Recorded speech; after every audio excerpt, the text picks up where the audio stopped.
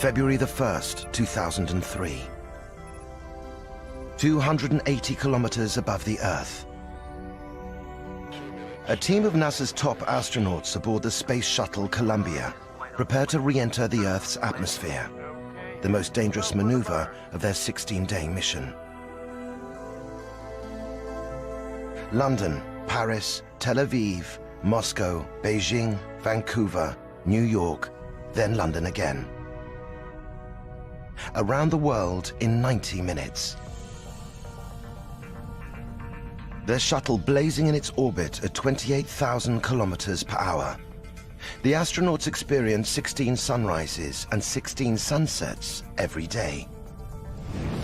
Now they must return to Earth.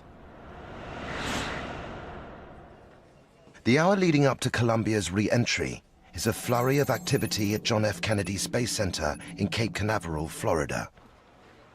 The man who must bring Columbia back to Earth is Leroy Cain, flight director.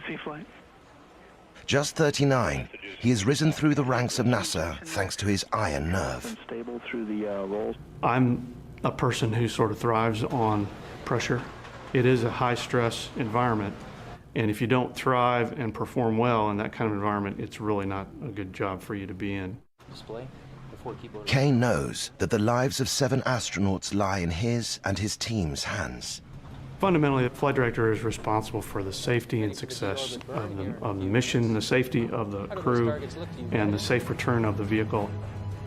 Whether this is flight on the flight loop, how do we look for landing? The shuttle's unique design is critical to its success. Top NASA scientist G. Scott Hubbard was one of the brains behind it. The shuttle is a very, very complex system. Probably the most complex flying machine humanity has ever built. It takes off like a rocket, it orbits like a spacecraft, it lands like an airplane. How do those targets look to you, guidance? They look good, flight. Cain heads up the mission operations team, which must decide collectively if conditions are right to bring the spacecraft safely to the ground. Flight surgeon? The program essentially entrusts the mission operations team to execute the mission.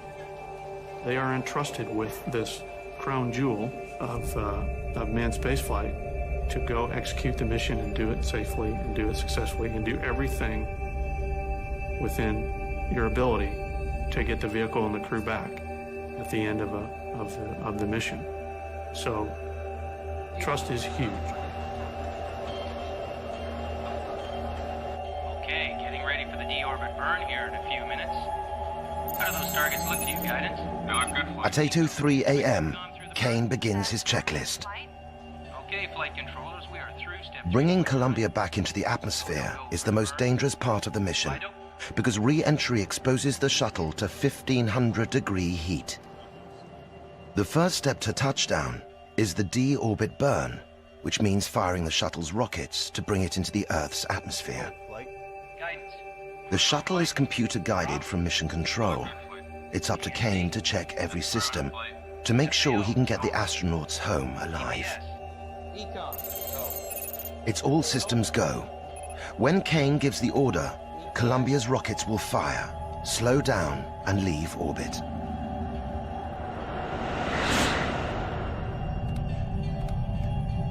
Columbia mission commander Rick Husband has dedicated his life to being an astronaut.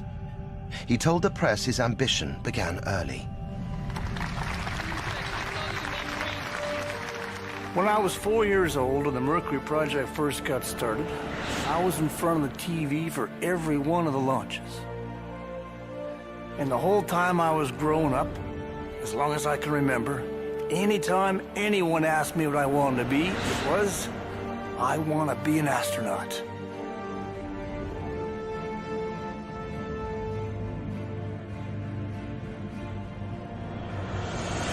Canadian astronaut Julie Payette flew with Rick Husband on a previous shuttle mission.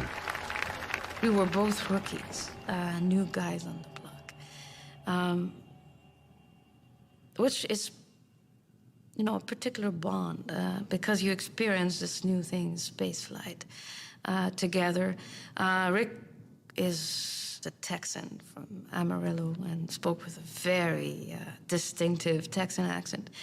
It was a joy to fly and to have this experience with him. Capcom flight. We're go for the burn. They can perform the maneuver on time. Columbia, Houston, you're go for the burn and you can make the maneuver on time. Okay, Houston, go for the burn. How do we look for landing? Kane's team have never seen him flinch. Today, that'll change forever.